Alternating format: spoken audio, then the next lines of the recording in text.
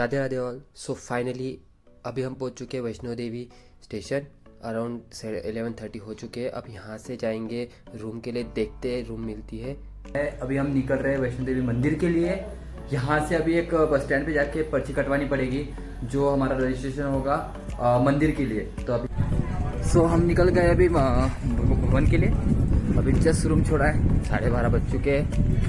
तो देखते हैं यहाँ पे। अब चौराहा है पे 100 मीटर से लेफ्ट जाना है, वहाँ पे पर्ची कटना है और उसके बाद में ऊपर चढ़ेंगे। और अभी तो चलना शुरू हुआ है, देखते कितना टाइम लगता है। कोई तो बोल रहा है बहुत ज़्यादा भीड़ है क्योंकि 30 बस है। So let's see. तकरीबन 12:30 के करीब हमने रूम से बाहर निकले थे। वहाँ से हमारे रूम के पास से तकरीबन 2 किलोमीटर का रास्ता है, जहाँ पे हमें जाके पर्ची कटवानी है। किसी ने कहा था कि नज़दीक है, लेकिन काफ़ी दूर है। अभी पर्ची घर के सामने ही आर्मी की गाड़ी खड़ी थी, मतलब इसका मतलब क्लियर है कि यहाँ पे आर्मी है।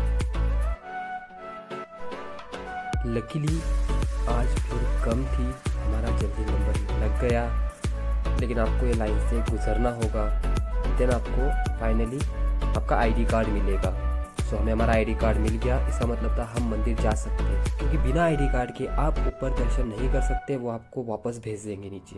सो आईडी कार्ड लेना ज़रूरी है।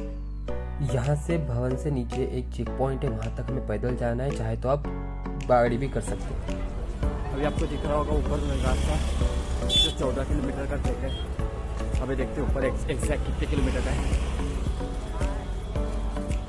एक भैया भी मिले मुझे। भैया का नाम क्या है भैया?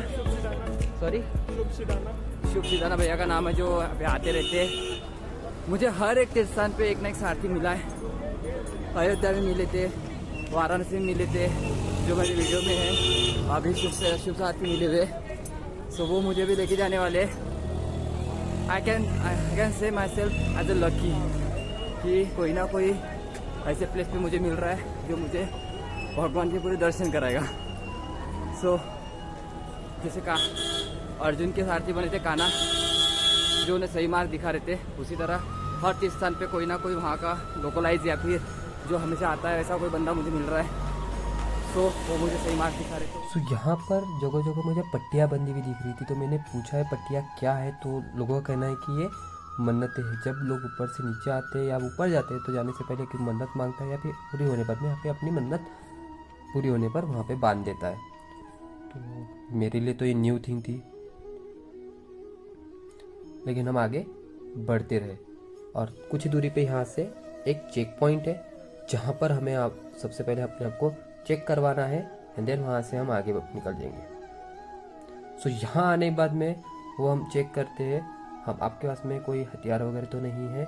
सो हथियार कुछ भी गुटखा वगैरह कुछ भी वो नहीं लेके जाने देते।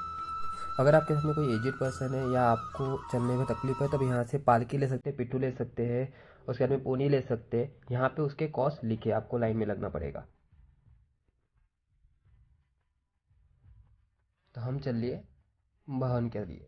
भवन के रास्ते में बहुत सारे लोग दिख रहे थे, जो माता का जगराता कर रहे थे, माता के जयकारा कर रहे थे। सो हम भी उनके साथ में आगे बढ़ते थे।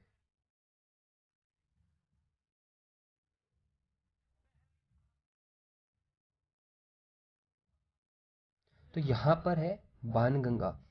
एक ठंडी बहुत थी, तो हमने सोचा चलो बाणगंगा के दर्शन हो कर आते।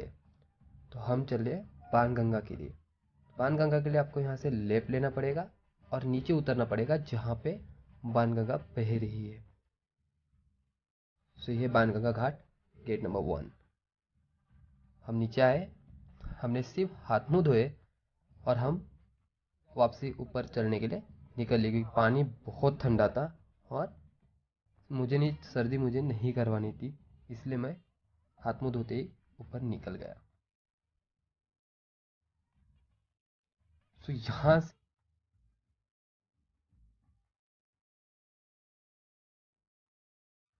तो पूरे रास्ते मेरे हाथ में बीड़ बैग थी, तो मैं कान्हा जी का मंत्र कहते रहा और अपना जप करते करते चढ़ाई पूरी करता रहा। यहाँ पहुँचने बाद में यहाँ पे एक मंदिर है, इच्छापूर्ण माता। तो हम वहाँ तक पहुँचे, हमने दर्शन लिए और हम फिर वहाँ से आगे चले गए। रास्ते में आपको दो रास्ते दिखेंगे। एक मोड़ मिलेगा आपको सीढ़ियों का, एक मिलेगा आपको स्लोप का। और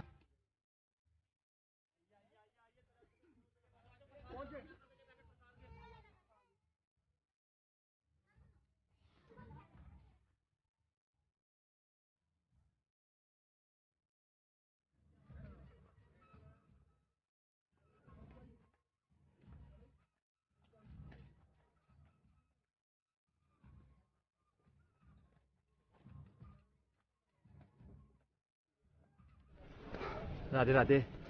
तो हमारा एक गलत डिसीजन भारी पड़ रहा है, हमने सीढ़ियाँ ले ली, जो कि आगे जाके हमें फिर से पैदल रोड लेना है। तो अब सीढ़ियाँ खत्म। तो अगर आप माता के दरबार में पहली बार आ रहे हो तो सीढ़ियाँ ना ले, स्टेप ना ले, इससे आपके पैर लॉक हो जाएंगे और आप चल नहीं पाओगे। हमें थोड़ी देर पे एक परिवार दिखा जो लड्डू गोपाल को माता के दरबार में दर्शन के लिए लेके जा रहा था। हमने उनसे पूछा कहाँ से हो, तो कहने लगे हम दिल्ली से हैं। हरि बोल। रास्ते में आपको जगह जगह नगाड़े बजते हुए दिखेंगे, ढोल बजते हुए दिखेंगे। लोग अपनी पैदल परिक्रमा में ढोल वगैरह बजाते हैं और वहाँ पे बजाते और नाचते हैं, क्योंकि उससे उनका मनोबल बना रहता है। तो हम वहाँ से चल दिए आगे दरबार के लिए, अपने कदम आगे बढ़ाते रहे। और थोड़ी दूर जाने पर हमें एक और मोड़ आया जहाँ लिखा हुआ था अर्धकुंवारी भवन वाय हिमकुटी मार्ग। तो यहाँ से सीधा रास्ता है। तो यहाँ से कुछ ही दूरी पर आएगा एक मैया का दरबार, अर्धकुंवारी मैया। रास्ते में चलते चलते आपको काफ़ी मंदिरें दिखेगी, काफ़ी दुकानें मिलेगी, जिससे आपको भूख लगे तो आप खा सकते हो। जब मैं छोटा था तब यहाँ आया था माता के दरबार में, तब तो लेफ्ट साइड से कोई बैरिकेड नहीं थे, सब ओपन था, ना कोई शॉप ना कुछ, सिर्फ सैलानी अपने रास्ते पे चल रहे हैं और माता के जयकारे कर रहे थे। आपको हर कुछ दूरी बाद चेक पॉइंट मिलेंगे जहाँ पे आपका चेकअप होगा। अभी शाम के 4-4:30 हो गए और ठंड लग रही है। अब बड़े हाइट से, बहुत हाइट है अभी।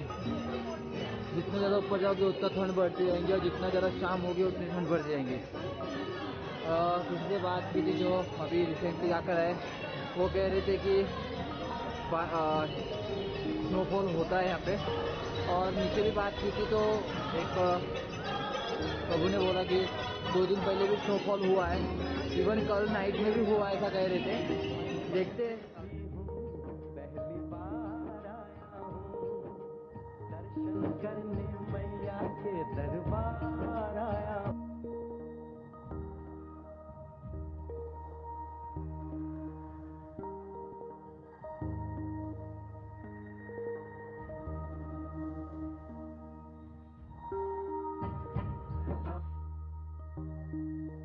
अराउंड 13 किलोमीटर चलने के बाद अब हम पहुंच चुके थे उस चौराहे पे जहां से माता मैया का दरबार नजदीक था।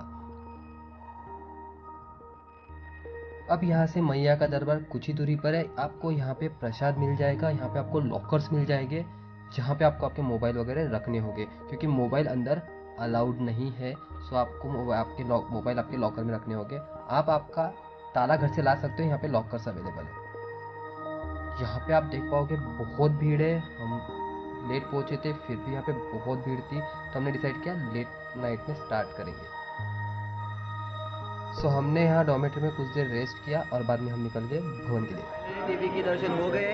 अब यहाँ से आ रहे भैरव बाबा और देख रहे हो लाइन बहुत लंबी है अभी, और बहुत लंबी लाइन लगी है। ये भैया मुझे मिले थे, इनके साथ इनके थ्रू मैंने देवी के दर्शन पूरे किए। थैंक्स टू हिम कि उन्होंने मुझे 12 बजे उठा दिया, वरना दर्शन नहीं होते। थैंक यू भाई। राधे राधे।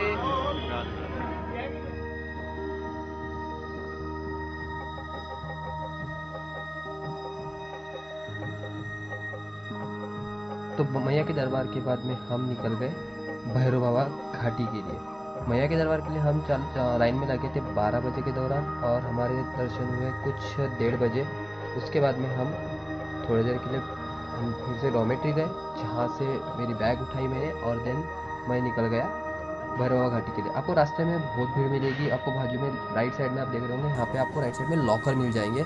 आप आपका लॉक लेकर आ सकते हो घर से, और लॉकर के अंदर आपका सामान रख सकते हो, क्योंकि लॉकर अवेलेबल है लेकिन ताले नहीं है, उसी के लिए बहुत भीड़ होती है। तकरीबन 3 घंटे तक दरबार बंद रहता है क्योंकि आरती होती है, तो तब तक आपकी लाइन थोड़ी भी आगे नहीं बढ़ेगी। तो ऐसे टाइम पे जाइए जब आरती हो चुकी हो या फिर आरती होने को बहुत वक्त है, नहीं तो आपको लाइन में रुके रहना पड़ेगा। तो फाइनली हम पहुंच गए थे भैरव बाबा मंदिर में, जहाँ पे बहुत लंबी लाइन थी। लाइन पूरी करके हम पहुंच गए भैरव बाबा के दर्शन करने के लिए। और फाइनली हमने भैरव बाबा के दर्शन किए। लाइटली दूर से ही दर्शन हुए, बट हो गए। हरि बोल। फाइनली मैया के दर्शन हो गए। 12 बजे हम लाइन में लगे थे क्योंकि भीड़ बहुत ज़्यादा थी। और उसके बाद में अभी भैरव बाबा की घाटी, भैरव बाबा के मंदिर में भी जाकर आना हो चुका है। अभी हम नीचे उतर रहे।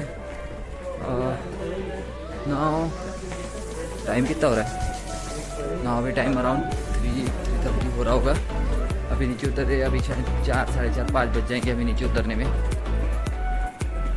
जब नीचे उतरते जितना चढ़ना कठिन है उतना ही उतरना कठिन है। लगता है चढ़ना ज़्यादा कठिन है, लेकिन मैं कहूँगा उतरना बहुत ज़्यादा कठिन है, क्योंकि आपके पूरे नी पर बहुत ज़्यादा प्रेशर आता है। अभी नीचे उतर रहे। अभी यहाँ से हम जाएंगे स्टेशन और फिर वहाँ से हरिद्वार, क्योंकि हरिद्वार का जर्नी हमारा पेंडिंग है। उसके बाद में Rishikesh. I am very happy I have celebrated my new year in Vaishno Devi's भवन।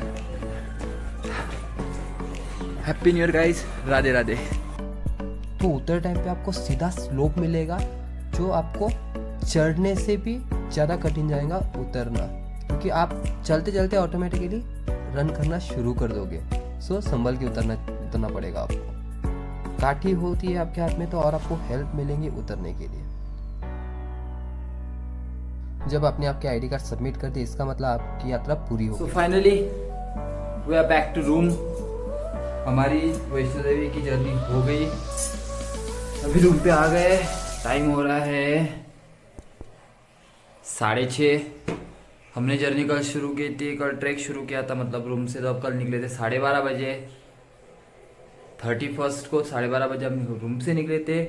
आज की डेट है 1 जनवरी 2023 और सुबह 6 बजे मैं रिटर्न आ रहा हूँ, क्योंकि बहुत भीड़ थी, बहुत ज़्यादा। आपने वीडियो में देखा। और थका भी हूँ, ऐसा नहीं कि नहीं हूँ।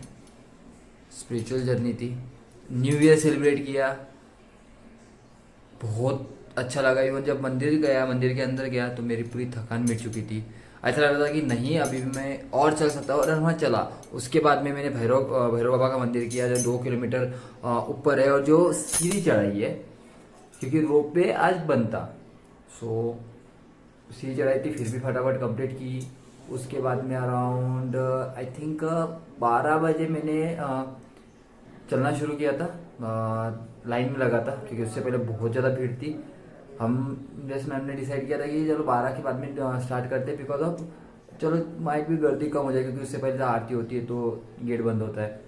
तो उसके बाद में 12 बजे के बाद में एंट्री ली। 1:30 बजे के अराउंड दर्शन हो गए थे। फिर उसके बाद में थोड़ा रेस्ट किया, मतलब 15-20 मिनट, आधा घंटा रेस्ट किया। 2 बजे चढ़ाई शुरू की भैरव बाबा की। वहाँ पे भी रश थी। सो वहाँ पे दर्शन होते होते पूरा होते 3 बज गए। हमने उतरना स्टार्ट किया 3 बजे और अभी 6:30 बज रहे। 3, 4, 5, 6, 3 घंटे, 3-3.5 घंटा, 3.5 घंटे में नीचे उतर गए। और अभी सच में पीठ दुख रही है।